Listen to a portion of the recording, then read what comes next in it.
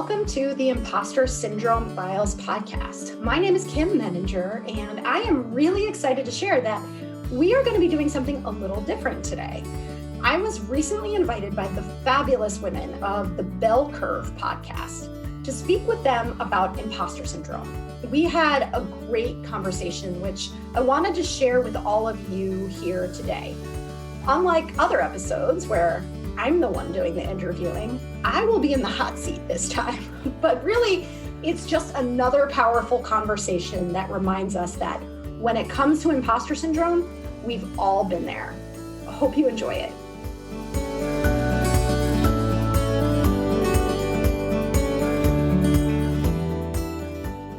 Hi, everyone. Welcome to Belle Curve. I'm Rachel Briers, joined by Mary Scott Hunter and Liz Bashirs.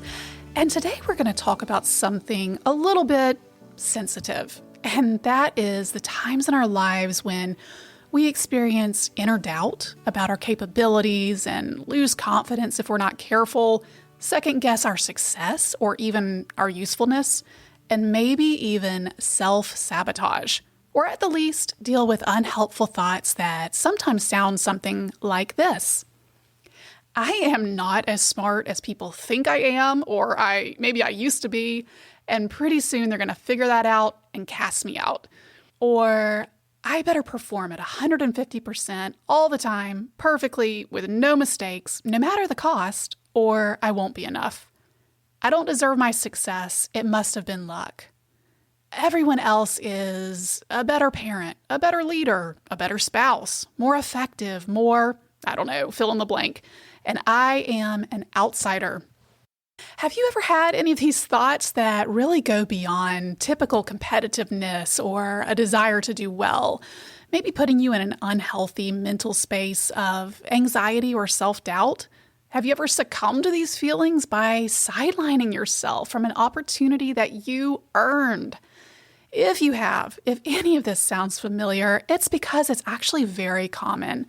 According to Psychology Today, around 20 to 30% of adults regularly struggle with something called impostor syndrome, and roughly 70% of all adults will experience the feeling at least once in their lifetime. This nagging feeling of not deserving your success or just not fitting in is more prevalent among high-achieving women, research shows, particularly women of color. So we're going to discuss this fascinating topic today with a special guest and a fellow podcaster. Kim Menninger is here with us. Welcome, Kim. Thank you. It's great to be here.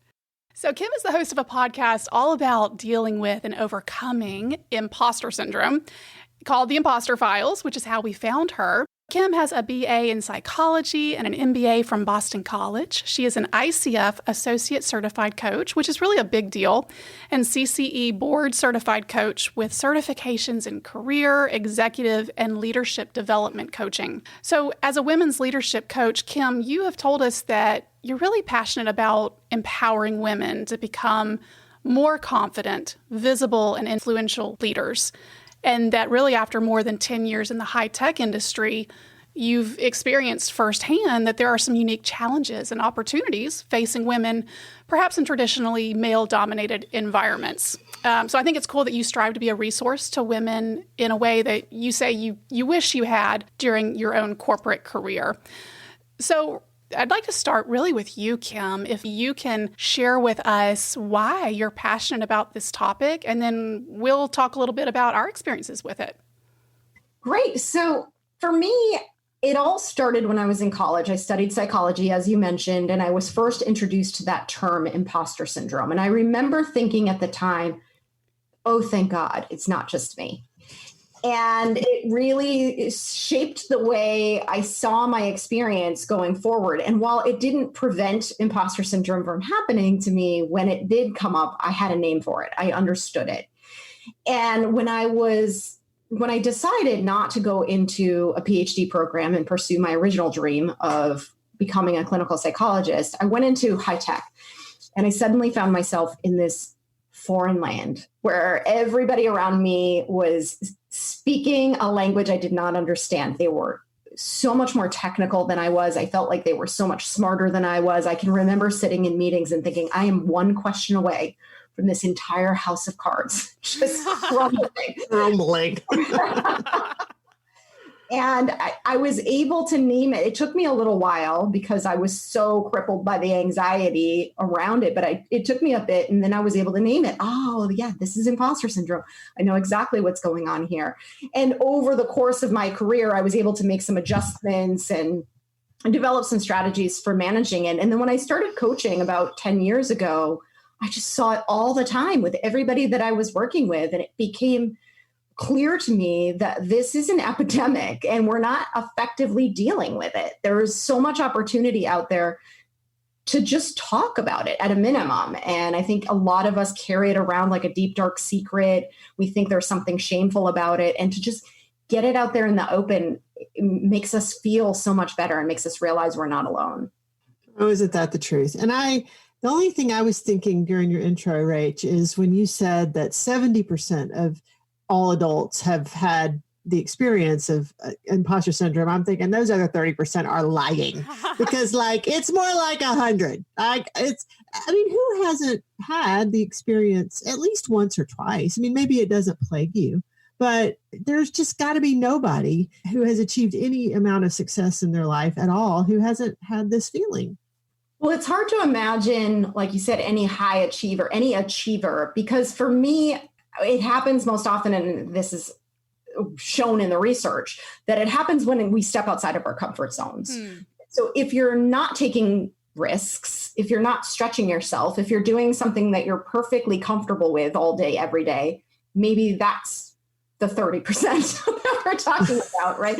But for most of us, we're continuing to grow and challenge ourselves. And when we find ourselves on the cusp of something new, something unfamiliar that we are not quite sure how to navigate, that's when it strikes.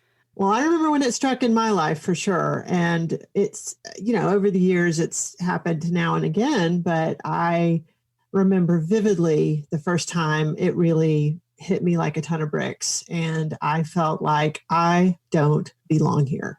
Yes. And that belong word is really important to this conversation.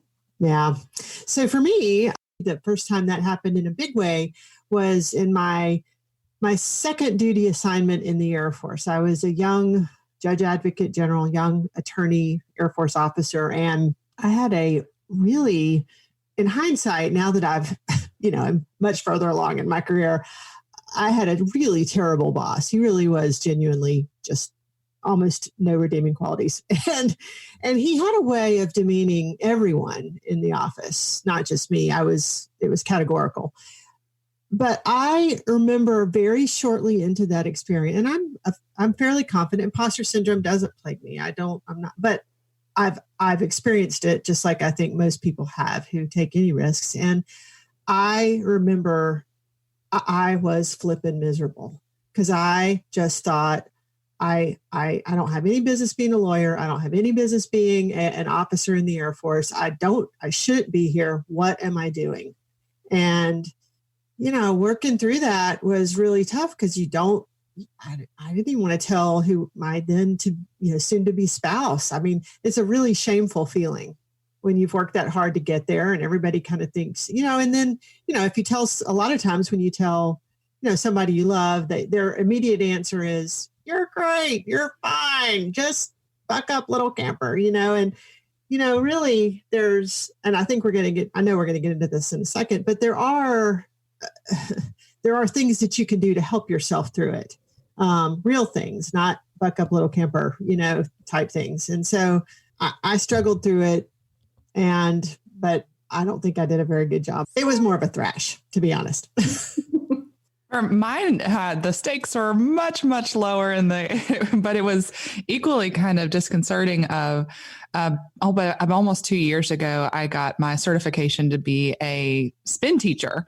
And I'm not a skinny little mini person. I'm a 6 foot tall person, and I've always been pretty athletic, but didn't really like the picture of what a fitness coach looked like is not what I necessarily saw in the mirror. And so I remember after I finished that certification process, just being like, I'm going to get up on that stage and nobody's going to look at you, Liz, and say, oh, I'm aspiring to be able to spin like you do.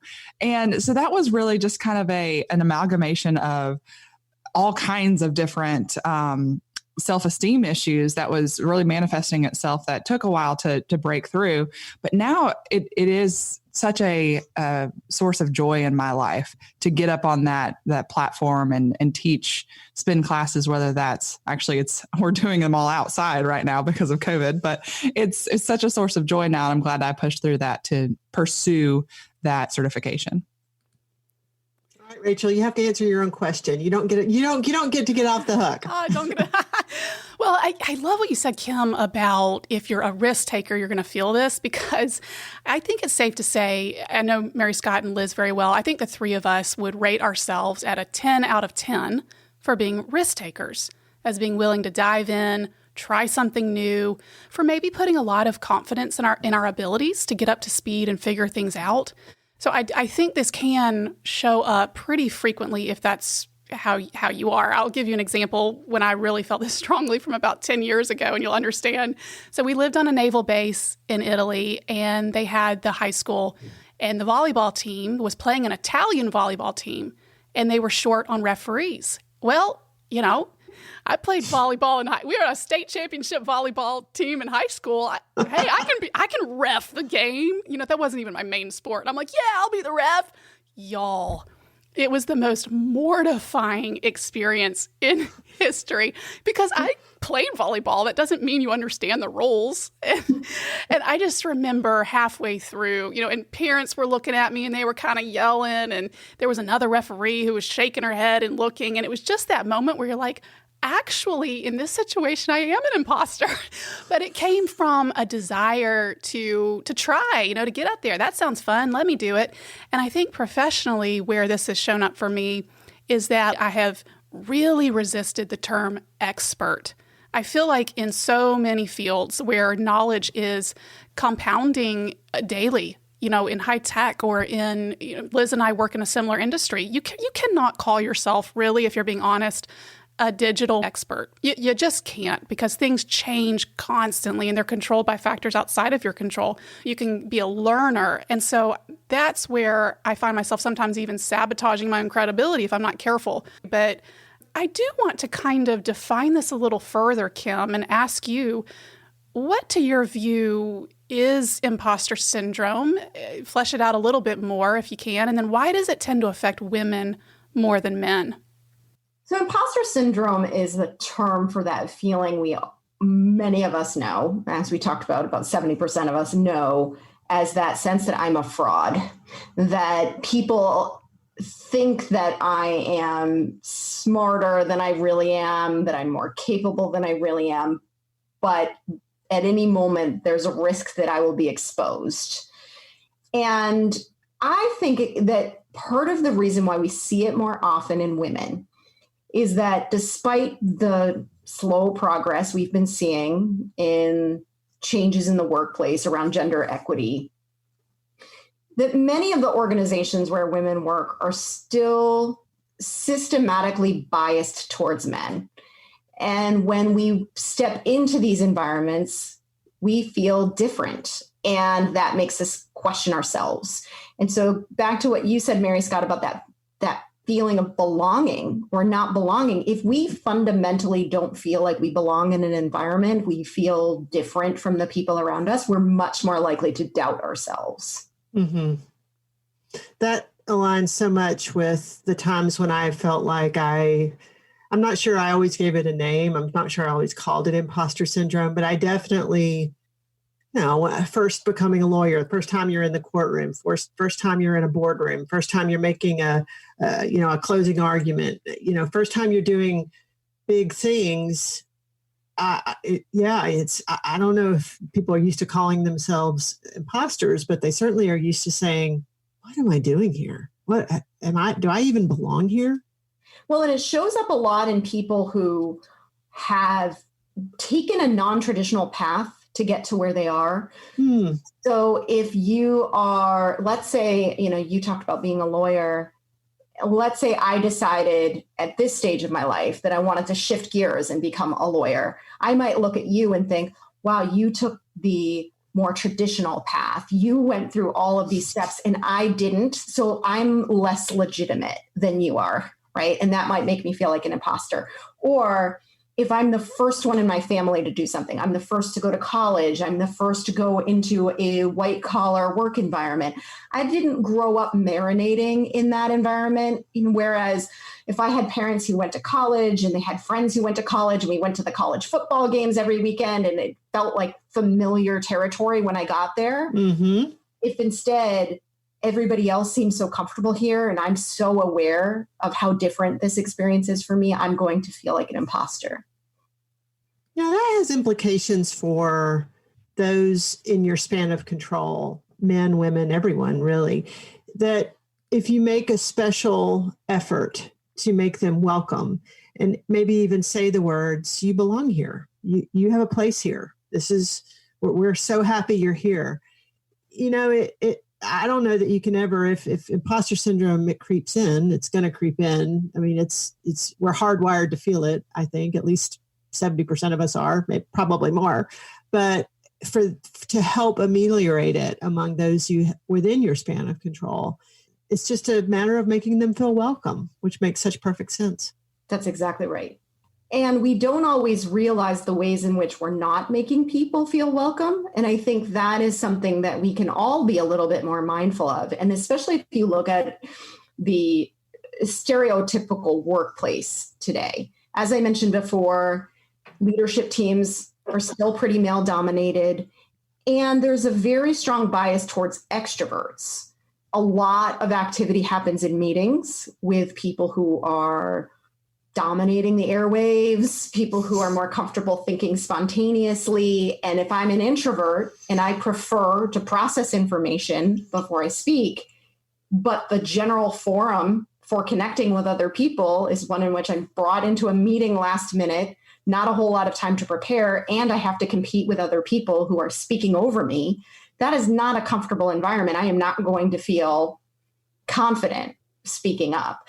And so we can also be looking at what influence we have over these forums in which we come together. And if we are the leader of a meeting or some type of a group interaction, to ensure that we're creating space for everybody to have a voice, that we're allowing people to prepare ahead of time by giving them the agenda or any other information that will help them to better understand what the expectations are. So, we all have the ability to create a more supportive environment for the people around us. That takes so much intentionality on the part of everybody involved from the very top of saying, maybe we need to structure our meetings and structure our ideating process to include people in this way, to even a step above that of maybe we need to make sure we're including people in this conversation who don't have that traditional viewpoint, who may come from another sector, may come from a different background, no matter whether that's educational, socioeconomic, whatever, so that they can bring that new perspective in instead of just saying we're all going to be a bunch of, and I say this as an extroverted white person, we're all just going to be a bunch of extroverted Caucasians here. Yes. Exactly. And it's our natural tendency to want to conform. We want to fit in. And when we feel different from the people around us, we start to pull back. And so to your point, Liz, about making people feel special because they have a different background, as opposed to making them feel different, right? The person that comes in with a different worldview, the person who has had a non-traditional path, probably has some really great perspective, probably has some great insight to share, but they're not likely to volunteer it because in their minds, they're thinking, I'm not credible, right? I don't have the same expertise that everyone around me has. I'm thinking about the statistics right now around boardrooms and membership on boards, which is heavily male dominated still. There have been some moves to change that and make them more diverse, gender diversity, but none of us on this show are anti-men. We all have husbands and we all have sons, or we have people in our life, men in our lives that we love and appreciate. And if I'm looking back, the mentors and the coaches and those that have helped me along the way have been mostly men because of the industries that I've been in. But it is just a fact that, I wonder if the reason why women are more affected in the workplace is just simply because of the numbers for now. Yes. And you mentioned, Rachel, at the outset that it has an even more, even greater effect sometimes on women of color for the same reason, because of the numbers. Mm-hmm. Right? Because when you incorporate the intersectionality piece, it's another reason why I feel like I don't fit in. Well, and I like the idea of trying to find value in, you said introverts and extroverts. I mean, sometimes if I hear someone is being criticized in a certain way, to my ears, I'm saying that person's an introvert. It's an extrovert feeling very upset that this person doesn't want to participate in this certain way. But, I just want to like scream, don't you see? They're an introvert. But,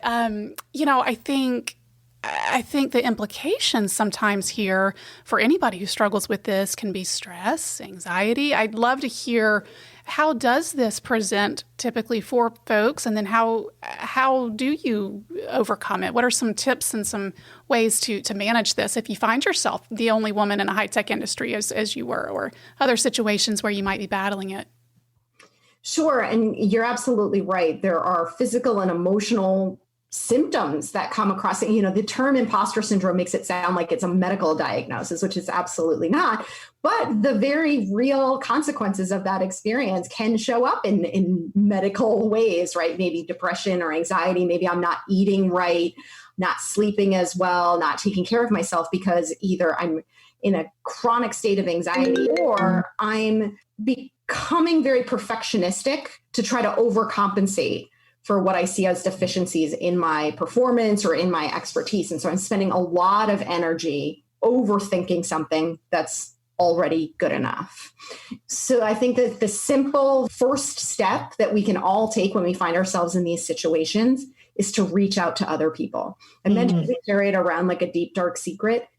We all know how freeing it is when you get something off of your chest, right? And when you carry it around and it's compounded by the shame of not wanting to share it, it's heavier and heavier and heavier. As soon as you say it out loud, you remove that weight from your shoulders, and you also have the opportunity to get the support of people around you who are more likely than not to say, I know exactly how you feel. I've been there before. And it normalizes the experience, which is exactly why I started the podcast, because everybody tells me privately, I feel like I'm crazy, or am I the only one? And absolutely not. There's so much opportunity for us to destigmatize this conversation and just own it.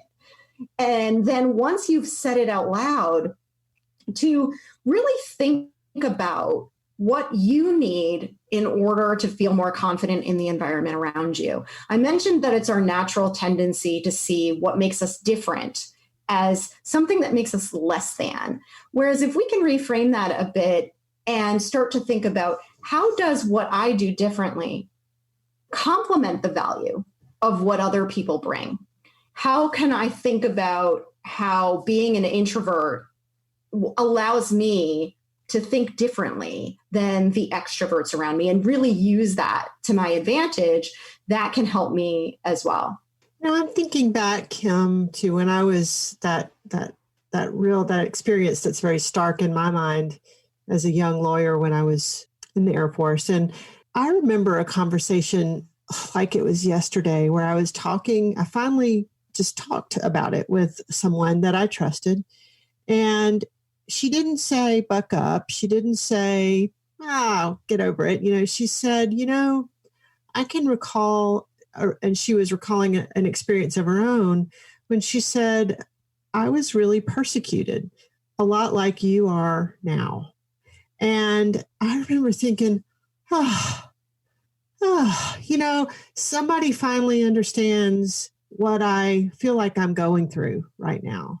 It didn't change anything. I still had to go to work every day. I still had to deal with this Jack, whatever. I still had to deal with it all and get through that period of time where he was, in charge of me. But it just felt like, a little different when somebody said, I went through an experience kind of like that when I felt that way. And that was it. I don't even remember what else she said. I think she gave me some more advice and gave me some tips and things. But the thing that I remember was that she acknowledged it and said that she had had a similar experience. And I didn't feel like an imposter so much, because I thought, well, I guess I'm not alone. That's right. That's exactly right. And one of the things that has really helped me is I'm a high anxiety person. I'm just wired that way. So I have a tendency to blow things way out of proportion. So when I find myself in a new situation and that voice automatically kicks in that, what are you thinking? There's no way you can do this, is that I try to, as quickly as possible, move into more of an analytical mindset. Because as long as I stay in that place of anxiety, I can't think straight. I can't problem solve.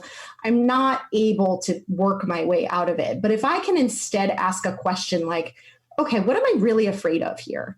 What is it that makes me think that I'm unprepared for this? Now I can start to have a more rational conversation with myself and really identify what are some more actionable, specific steps that I can take. So for example, if I'm entering a role for the first time and I'm feeling in way over my head and I'm thinking everybody around me knows so much more than I do, you feel powerless in that situation because you just can't catch up quickly enough for your own confidence. So instead to think, what's one thing that I could focus on right now that would make me feel a little bit more confident? Maybe it's having a conversation with my counterpart in another group to ask a few questions about something before we head into the meeting. Maybe it's taking an online training in a certain software program that people are using or talking about. And so it's bite-sized. It's something that makes us feel like we're making progress and addressing the issue and not just swimming in that anxiety that you really can't do anything with. Boy, you are speaking right to me. I'm just like nodding my head so much with what you're describing. But I think something for me that I've had to, get outside of that anxious mind and find something that works instead for me recently has been to try to remind myself of past successes. It's almost like whatever the new opportunity is, it's like nothing previous ever existed. I don't even think about the past. I don't remember any of it. It's like I just was plopped in brand new. So if I'm feeling like a failure at that moment, then I struggle to remind myself, yeah, but a year ago, remember what you did? It just doesn't feel relevant. And so I've had to force myself to be like, wait a minute, okay, you've been in similar situations. And once you figured it out, once you learned, you really did well and you will again. But in that moment, like you said, when you need to get up to speed fast and you're struggling, it can really be hard to have that focus that you've been there before and done well. Well, it's so funny that you should say that because that came into stark focus for me as a mom, because I can remember watching my kids learn to walk and thinking, imagine if they just decided, I'm an imposter, right? Walking is just not for me, right? I can't do it. I'm just going to stop here, right? The things that we plowed through, the discomfort, the pain of falling down and getting back up again, right? In the early years of our lives, learning to talk. We've experienced so many challenges throughout our lives. And like you said, Rachel, it's like nothing has ever come before this when we find ourselves at this particular moment. But we have all the tools available to us. We have gotten through so much more over the course of our lives. And to keep that perspective is really powerful. Underscoring several of the things that we've talked about today, I wanted to talk about this Hollywood Reporter long article I just read, random, about Shonda Rhimes, who is the show creator of some of the best known television shows: Grey's Anatomy, Desperate Housewives, Scandal. She is the person behind Bridgerton, which just kind of broke Netflix a couple of weeks ago. I believe it was 2016, she got pulled over from ABC to Netflix in a multi-$100 million deal. She is the highest paid television showrunner in history. She's also a female and a woman of color. She's a mother of 3. And she is an introvert. And so in this article, she was talking about some of the imposter syndrome issues that she had. And one of the realizations that she had is like, I actually am kind of a get the bleep button ready. I'm kind of a badass. And what are my responsibilities as somebody in that position to own it so that other people know that they can own it as well? There's one really great quote that she tweeted. It said, "Why do reporters always say writers were lured into deals like we're children following a trail of candy? I created a $2 billion revenue stream for a major corporation with my imagination. I do not follow trails of candy. I am the candy." And so drop a mic.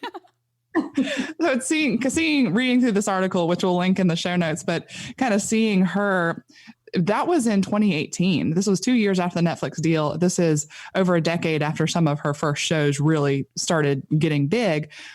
That this is somebody who struggled with it even then and has had to follow this journey of really stepping into that realization that she is the candy. Do you have any other tips or tricks or thoughts on how we can step into that power in some of these roles when we do find success? Well, it's so interesting because I think she's a perfect example of the people you least expect to have self-doubt, right? And I think that as we continue to challenge ourselves, we're always raising the bar. And it's always this pressure to prove that we really deserve to be where we are, right? And so there's this initial fight to achieve the goal, the initial excitement around achieving it, and then the, oh no, what have I done, that comes afterwards of, can I actually do this, right? So I think part of it is certainly, like we were talking about before, staying connected to the fact that we have been here before, but it's also about getting really clear on why you're doing it. What's my purpose for doing this? What drives me? And to try to, as much as possible, tune out the noise, because so much of this experience of being an imposter is because of our external focus on how other people see us, how other people may experience us. And if we can focus less on that and more so on, why am I here? What am I here to contribute? What do I want to offer to the world? How do I want to be of service? It takes our minds off of, how other people are evaluating us and focusing more on our core values and how we want to show up. Oh, I love that. Recently, I was very convicted because I was kind of talking to my husband about how I was feeling, and he was like, "Do you realize how much real estate you are giving in your mind to other people, some of whom you barely know?" And I was so convicted. I was like, wow, with my one blessed life, am I really going to turn over so much of how I feel to somebody else? That is super convicting. That's such a great way of thinking about it too, of giving your power away to other people. And I mentioned my struggles with anxiety. I can remember many years ago going to a therapist who said to me, "Kim, you are the center of your universe. You are not the center of the universe. Nobody thinks about you as much as you think they do." And it has stayed with me ever since. And when I find myself in those moments of, I can't believe I said that, or what must they think, I remind myself, no one but you is thinking about this right now. Everyone else is thinking about what they said or what they're worried about, or they're moving on to something else, but nobody else is thinking about us as much as we think they are. I love that. I'll kind of end us with this one last story, and you'll completely understand, I think, Kim. So we had like a big end of year party, a big Zoom, a Christmas party. And, there were a couple people who were going to have to give a little speech, and I was not one of them. And that was great. And then all of a sudden it was like, there's one more person who needs to say a little something, give a speech, Rachel Briers. And every thought in my brain disappeared. It went out the window. And I'm somebody who has formerly taught public speaking and how to do impromptu speaking. And talk about being an imposter. You're like, I teach communication. And I literally gave the worst impromptu speech on this planet to all of my coworkers. And afterward, I just sat there and ruminated. And then what you're saying totally made me feel better. It was like, you know what? They probably got a little giggle. They thought about it, not ever again. You're just going to have to get over that one, Rach. Exactly. Everybody, if you are a trier, and you are a trier, Rachel, and I think everybody on this show is a trier, and I bet you there's a lot of triers among our Belle Curvies out there. You're not going to win every time. Not every moment is going to be your moment. You're not always going to be the candy. hopefully cumulatively you'll be the candy. But, if you're a trier, if you're a risk taker, if you're going to get out there and try to better yourself in any way, not everything's going to go your way all the time, but that doesn't mean you're an imposter. That's right. And a final thought here too is if your environment is set up to allow you to do your best work and to be your best self, that's worth considering too. Because if you're being triggered by the fact that you work in a toxic environment or an unsupportive environment or a place where people expect you to do things that are inauthentic to you, then that's something to think about too, because a lot of times the imposter syndrome experience is triggered by the forces around us, and just finding a more supportive environment can help us to show up more confidently. This has been such a great conversation, Kim. Just absolutely loved it. Thank you so much for joining us. So Kim's podcast is the Impostor Files. Where else can people connect with you, Kim? So I am primarily on LinkedIn. That's where I spend most of my social media time. So you can find me at LinkedIn at whatever the LinkedIn URL is /Kim Menninger. Great. Well, we also have book club coming up. So Liz, I have started The Push and it is really, really good. Super disturbing, but really good. So can you give us a little bit more information? Yeah, one of my goals for 2021 is to read more exceptional fiction. I've read so much nonfiction in the last couple of years, and I started hearing all this buzz about a book called The Push by Ashley Audrain. So on March 16th, that is going to be our first Belle Curve book club pick of the year.